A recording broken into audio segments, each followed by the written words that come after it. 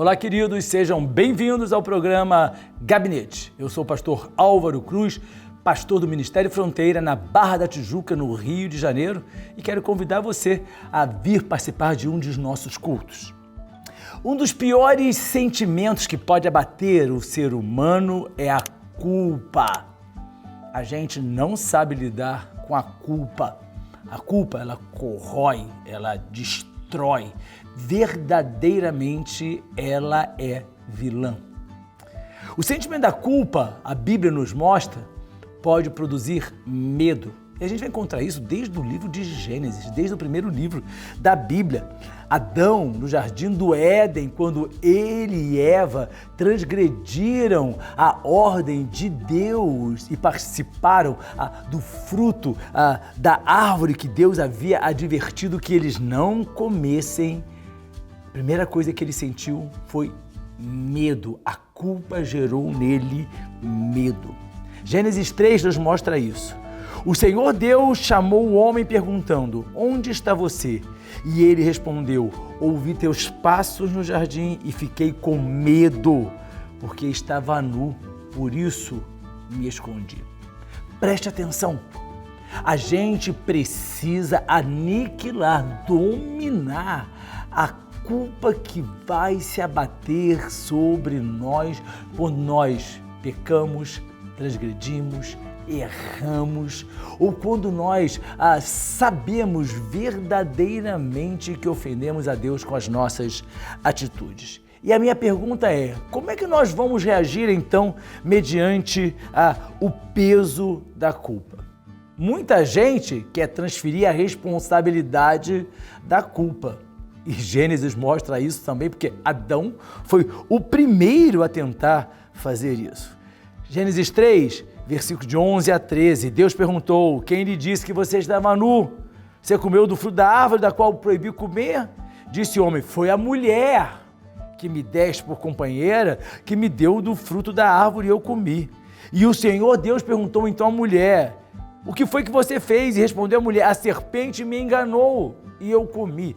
Ou seja, nós nunca somos os responsáveis pelas decisões que nós tomamos. Eu agi dessa forma em consequência de algo que aquela pessoa fez. Eu falei aquilo porque determinada situação fez com que eu reagisse assim. Nós verdadeiramente somos os responsáveis pelas nossas decisões. Se elas forem boas, ótimo. Mas se elas não forem, nós vamos arcar com um ônus muito severo. E a culpa não tem como a gente transferir para outra pessoa. Tenha sido essa pessoa um agente que indiretamente nos conduziu aquilo ou não. A responsabilidade é nossa. A culpa será sempre nossa. E aí vamos precisar ter atitudes diante dela. Algumas pessoas têm atitudes erradas. Fogem. Moisés fugiu. Êxodo 2, versículos 15 nos mostra assim: no dia seguinte saiu, viu 2 hebreus brigando, então perguntou ao agressor: por que está espancando seu companheiro? O homem respondeu: quem o nomeou líder e juiz sobre nós? Quer matar-me como matou o egípcio? Moisés teve medo e pensou: com certeza tudo já foi descoberto. Quando o faraó soube disso, procurou matar Moisés, mas este fugiu e foi morar na terra de Midian. Não fuja. Encare a situação, resolva o que precisa ser resolvido, abandone o comportamento que precisa ser abandonado, mude a atitude que precisa ser mudada. Mas quando a culpa vier sobre você, não fuja, encare-a e mude a situação. Outras pessoas, de forma errada, também tentam encobrir a sua culpa. E esse é o caso de Davi. Davi, depois que ele peca com a mulher de Urias, chamada Betseba, e ele tenta solucionar a gravidez indesejada dela, ele toma uma série de atitudes equivocadas, inclusive preparando o assassinato, sim, de Urias, mandando para a frente de batalha para que ele morresse. A culpa vai fazer com que um abismo chame outro abismo. Não se afogue na culpa. Se você está sofrendo com o peso deste mal, reaja, soerga-se, coloque-se de pé e enfrente. A culpa, se você não fizer nada, vai destruir você. A Bíblia aponta as consequências da culpa se nós não a tratarmos.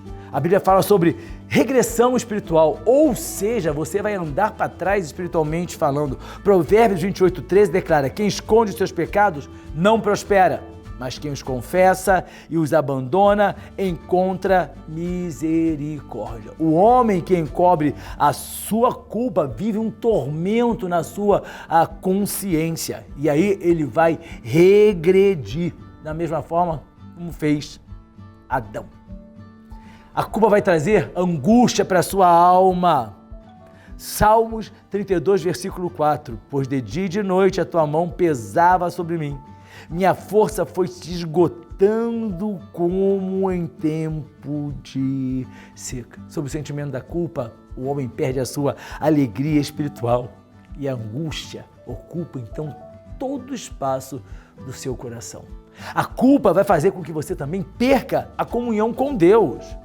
E isso nós vamos entender ao ler o Salmo 51, escrito pelo próprio Davi, quando percebeu a gravidade da situação e dos pecados que ele havia cometido.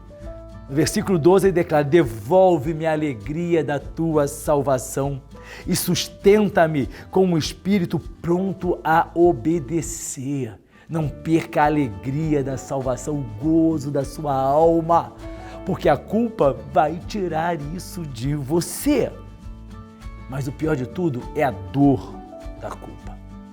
Alguns personagens da Bíblia nos mostram isso. Pedro, depois que negou Jesus, a Bíblia mostra que ele saiu dali e chorou amargamente pela culpa de ter negado a Jesus Cristo, como o próprio Jesus Cristo já o havia advertido. A gente vai ver também o suicídio de Judas. Depois de haver traído Jesus Cristo, a culpa o assolou de uma forma tão severa que ele acabou tirando a sua própria vida. Mateus 27, versículo 5 diz assim: então Judas jogou o dinheiro dentro do templo, saindo foi e enforcou-se, mercê da culpa que pesava sobre a sua alma.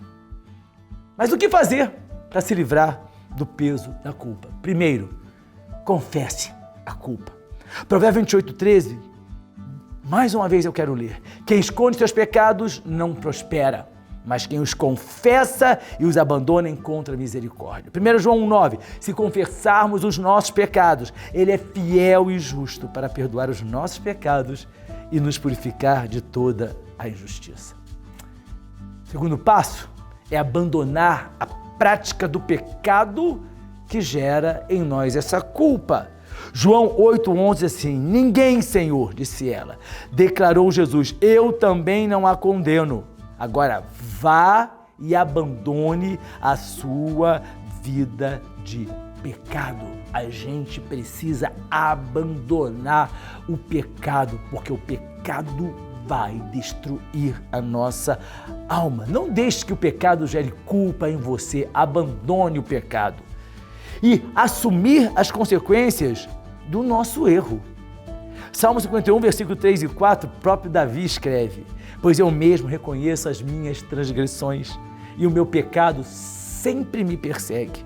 Contra ti, só contra ti pequei e fiz o que tu reprovas, de modo que justa é a tua sentença e tens razão em condenar-me.